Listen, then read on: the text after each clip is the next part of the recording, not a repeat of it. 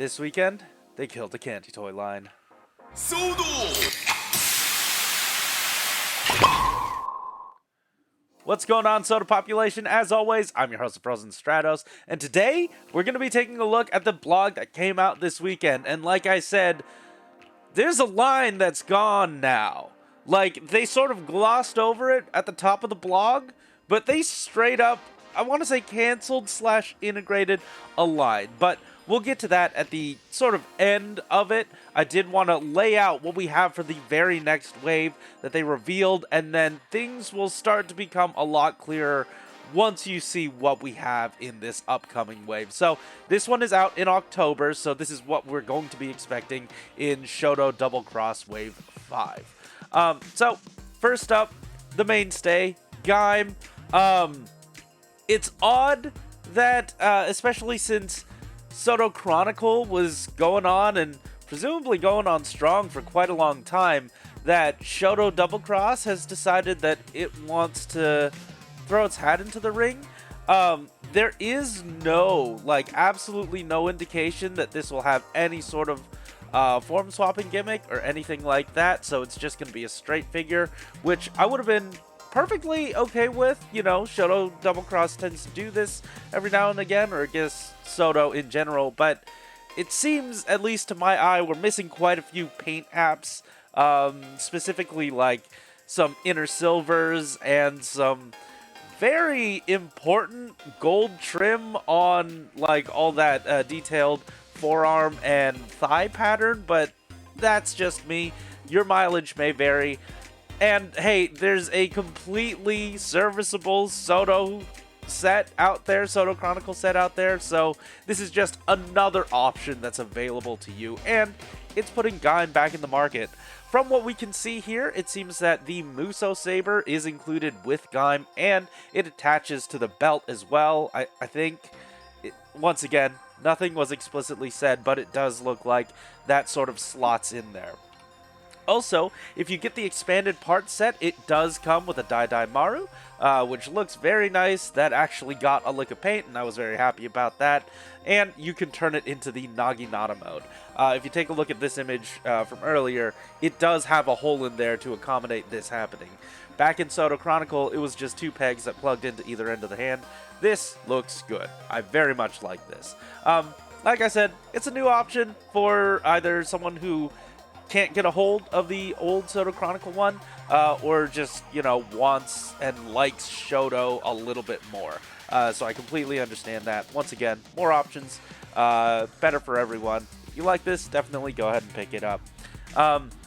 Next up is Hirobi, the other one in, the main thumbnail of this set. And he's looking decent. With Gaim, there were some paint tabs missing, and I'd say, a similar sentiment here, but we do have a lot of that asymmetrical detailed pattern. They had that grating look on the chest, and it looks really good. I very much appreciate that. The attach arrow is also included with the expanded parts set, so don't forget to pick that up if you're buying these, singles.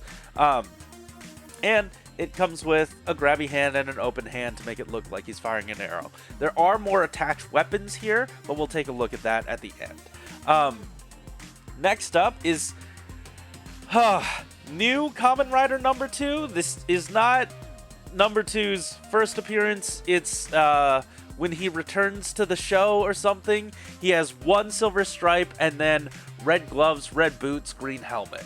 This is his, I guess, either upgraded version or the new version they gave him when he arrived. Something tells me they just accidentally destroyed the other suit and had to make a new one and then made some weird justification for it. I have no idea, haven't watched it. But this looks really good. In the expanded part set, it also comes with a fluttering muffler if you would like to display him like that. Moving on. We have Necrom! Oh my god, we are rounding out the Ghost crew, and I'm very much happy about that. This has, to me, an acceptable range of paint apps. This, nothing, egregious is super missing to my eye, but I haven't seen this suit in years, so I could be missing something. Let me know in the comments. The only thing that I can really clock right now are the pipes leading to the, I guess, shoulder button. I thought those were supposed to be green, but I could be wrong. This looks really good. Another option they give you is that there is a like teardrop or a what is it, eye drop version of the driver on his wrist, so you can swap that out for the closed version. So that's very cool. Also, he comes with the, oh man, I forgot what the main weapon was. It's like Gone something. But it's his version of it, and it looks pretty good. There are two versions of it. Like I said, it comes in gun mode and the, I guess, melee version. So yeah, that's very cool. Moving on. Next up, we finally have a repaint. These last few, well, I guess Nego is a repaint as well. But this is just a straight repaint from the Eternal mold that we got earlier, and this is just the Red Flare version from the, not Hyper Battle DVD. I think this was a V Cinema. Yeah, it looks really good. I doubt they had to do much work to make this happen, and hey, it looks good. Moving on.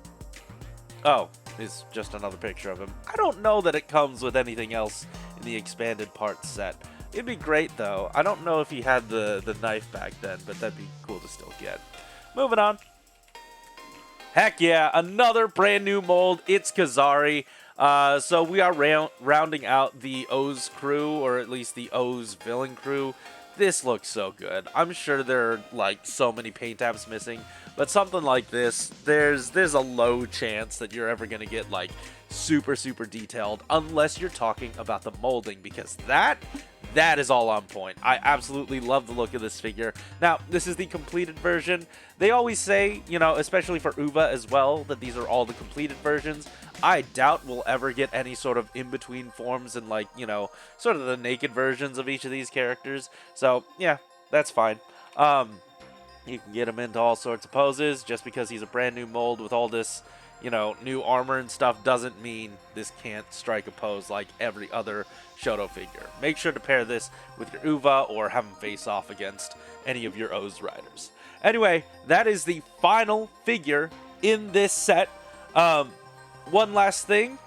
This is basically everything in the expanded part set. So we are getting the attached arrow, the attached caliber, and closed versions of both of those weapons. What I'm very impressed by is that we actually got paint on those things, and it's a very helpful piece. Like, I know that other paint apps are probably missing, but I think they got like the main ones.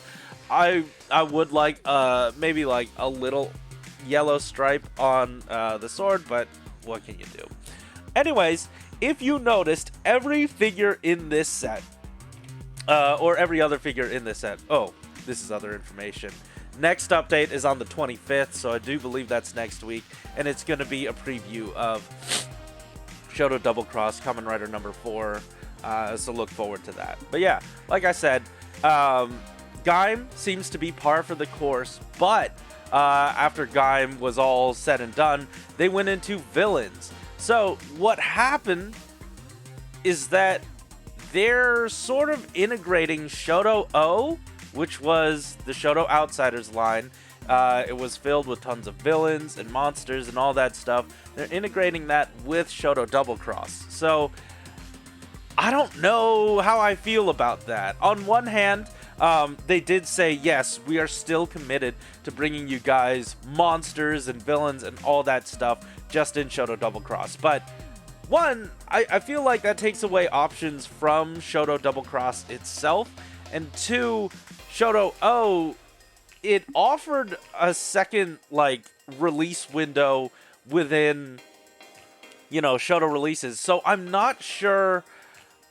It's difficult, right? I'm not sure if we're going to be getting less releases going forward. Like, I feel like Shodo Double Cross and then Shodo-O traded off, you know, different releases. I wonder if Shodo Double Cross would just be filling those spots, or we're only getting Shodo Double Cross releases. So we're only getting half the releases for the same pool of characters that we would have gotten across, I guess, you know, two. We're basically cutting our output in half, maybe. I'm not sure, because in terms of a release schedule, it's really hard to tell on Shodo Double Cross now. I know things were, SODO obviously took a long break. SODO Chronicle, a lot of that stuff is moving to premium. Like, I don't know. This is weird. I think we're just going to get less Shodo.